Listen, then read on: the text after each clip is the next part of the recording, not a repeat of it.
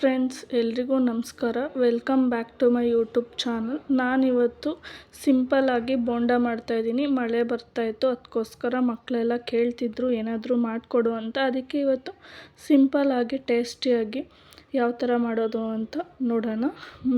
ಮೊದಲಿಗೆ ನಾನಿಲ್ಲಿ ಒಂದು ಬೌಲ್ ತೊಗೊಂಡಿದ್ದೀನಿ.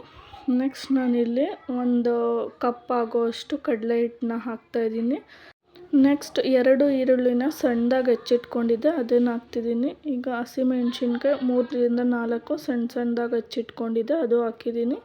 ನೆಕ್ಸ್ಟ್ ಒಂದು ಕಡ್ಡಿ ಆಗೋಷ್ಟು ಕರಿಬೇವು ಮತ್ತು ಕೊತ್ತಂಬರಿ ಸೊಪ್ಪನ್ನ ಹೆಚ್ಚಿಟ್ಕೊಂಡಿದ್ದೆ, ಹಾಕ್ತಾಯಿದ್ದೀನಿ. ನೆಕ್ಸ್ಟ್ ಇದು ಗರಂ ಮಸಾಲ. ನೆಕ್ಸ್ಟ್ ರುಚಿಗೆ ತಕ್ಕಷ್ಟು ಉಪ್ಪು ಹಾಕ್ತಾಯಿದ್ದೀನಿ. ಇದೆಲ್ಲ ಹಾಕಿದ್ಮೇಲೆ ಒಂದು 1/2 ಕಪ್ ಆಗೋಷ್ಟು ರವೆ ಹಾಕಿ, ತುಂಬ ಚೆನ್ನಾಗಿರುತ್ತೆ. ಇದು ಡಿಫ್ರೆಂಟಾಗಿರುತ್ತೆ ಟೇಸ್ಟು, ಅದಕ್ಕೋಸ್ಕರ ರವೆ ಹಾಕ್ಕೊಂಡು ನೀಟಾಗಿ ಫಸ್ಟು ಚೆನ್ನಾಗಿ ಮಿಕ್ಸ್ ಮಾಡ್ಕೊಳ್ಳಿ. ಅದು ಎಲ್ಲ ಫುಲ್ ಮಿಕ್ಸ್ ಆಗೋ ತನಕ ನೀಟಾಗಿ ಮಿಕ್ಸ್ ಮಾಡ್ಕೊಳ್ಳಿ. ನೋಡಿ, ಈ ಥರ ಕಲಿಸ್ಕೊಂಡು ಚೆನ್ನಾಗಿ ಅದು ಉದ್ರಾಗಿ ಎಲ್ಲ ಫುಲ್ ಮಿಕ್ಸ್ ಆಗೋ ತನಕ ಮಿಕ್ಸ್ ಮಾಡ್ಕೊಬಿಡಿ. ಇದು ಮಿಕ್ಸ್ ಮಾಡ್ಕೊಂಡಿದ್ದೀನಿ. ನೆಕ್ಸ್ಟ್ ಈಗ ಸ್ವಲ್ಪನೇ ನೀರನ್ನ ಹಾಕ್ಕೊಂಡು ಕಲಿಸ್ಕೊಳ್ಳಿ. ಜಾಸ್ತಿ ತೆಳ್ಳನೂ ಬೇಡ, ಜಾಸ್ತಿ ಗಟ್ಟಿನೂ ಬೇಡ, ಮೀಡಿಯಮ್ ಆಗಿರಬೇಕು, ಆ ಥರ ಕಲಿಸ್ಕೊಳ್ಳಿ. ನೋಡಿ, ಎಷ್ಟು ಬೇಕಷ್ಟು ನೀರು ಹಾಕ್ಕೊಂಡು ಚೆನ್ನಾಗಿ ಕಲಿಸ್ಕೊಳ್ಳಿ.